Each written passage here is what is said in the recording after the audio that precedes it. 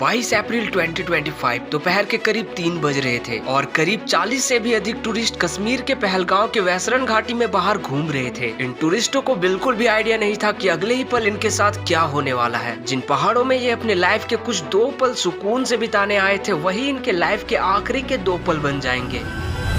जब ये टूरिस्ट बाहर पहलगांव के खूबसूरती को एंजॉय कर रहे थे, तभी अचानक आर्मी के ड्रेस में कुछ आतंकवादी जंगलों से बाहर निकलते हैं और इन मासूम टूरिस्टों पे फायरिंग स्टार्ट कर देते हैं। ये करीब 10 मिनट तक फायरिंग करते हैं और पहलगांव की मिट्टी इन मासूमों के खून से रंग जाती है। ये दरिंदे लिटरली लोगों को चुन चुन कर मार रहे थे। इन्होंने पार्टिकुलरली मेल्स को टारगेट किया जो हिंदू थे। ये काफी सोची समझी साजिश थी। ये आतंकवादी उन टूरिस्टों से कलमा पढ़ने को कह रहे थे और जो टूरिस्ट कलमा नहीं पढ़ पा रहे थे उन्हें डायरेक्ट शूट कर दिया जा रहा था। सूचना के मुताबिक लोगों के प्राइवेट पार्ट तक चेक किए गए, ये कंफर्म करने के लिए कि वो हिंदू है या मुस्लिम। इस हमले को कुछ इस तरह अंजाम दिया गया कि भारत में हिंदू और मुस्लिम के बीच की दूरी को और भी बढ़ाया जा सके।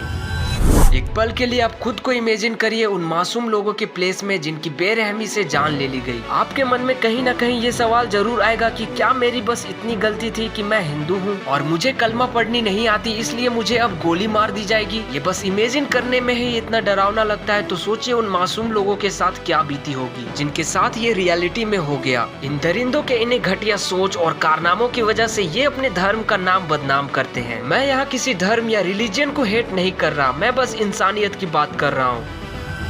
सैयद आदिल नाम का एक मुस्लिम युवक जो वहीं का लोकल था और खच्चर या घोड़े से टूरिस्टों की यात्रा करवाता था। जब आतंकवादी टूरिस्टों पे फायर कर रहे थे, तब ये उन आतंकवादियों को फायर करने से रोक रहा था। ये उनसे कह रहा था कि ये हमारे कश्मीर के मेहमान हैं, इन पर गोली मत चलाओ, लेकिन ये दरिंदे उसे भी शूट कर देते हैं। अभी तक इस घटना की जो रिपोर्ट आई है उसके अनुसार कुल 26 लोगों की जान जा चुकी है और इस हमले के पीछे द रेसिस्टेंस फ्रंट यानी कि TRF ग्रुप को बताया जा रहा है और ये TRF ग्रुप पाकिस्तान के लश्कर-ए-तैयबा टेररिस्ट ग्रुप से है। TRF का मास्टरमाइंड शेख सजाद गुल है जो पाकिस्तान में बैठकर इसे ऑपरेट करता है और जानकारी के मुताबिक इस ग्रुप की फंडिंग पाकिस्तान की सेना और ISI कराती है। ये TRF ग्रुप 2019 में एग्जिस्टेंस में आई थी और 2023 में इसे टेररिस्ट ग्रुप घोषित कर दिया गया था। पहले ये ग्रुप कश्मीर में छोटे मोटे हमले किया करता था, लेकिन इस बार इसने पूरी तरह से इंसानियत को कुचल डाला।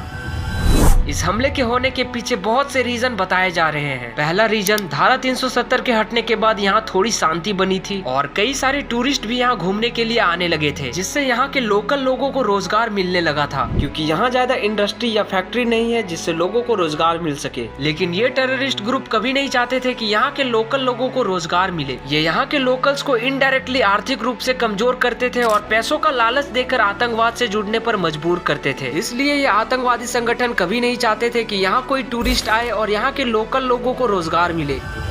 दूसरा रीजन, 20 मार्च 2000 में उस समय के अमेरिकी राष्ट्रपति जब भारत आए थे, तब उस समय भी भारत में आतंकी हमला हुआ था और करीब 36 लोगों की जान गई थी। और इस बार भी जब अमेरिकी उपराष्ट्रपति भारत दौरे पर आए तो फिर से कश्मीर में आतंकवादी हमला देखने को मिला। जिस समय अमेरिकी राष्ट्रपति या उपराष्ट्रपति भारत आते हैं, उस समय यहाँ इंटेलिजेंस काफी एक्टिव होते हैं, लेकिन इंटेलिजेंस के एक्टिव होते हुए भी भारत में ये हमला हो जाता है। इन आतंकवादियों ने ये हमला करके कहीं न कहीं इंडिया की इमेज को अमेरिका के सामने खराब करने की कोशिश की है।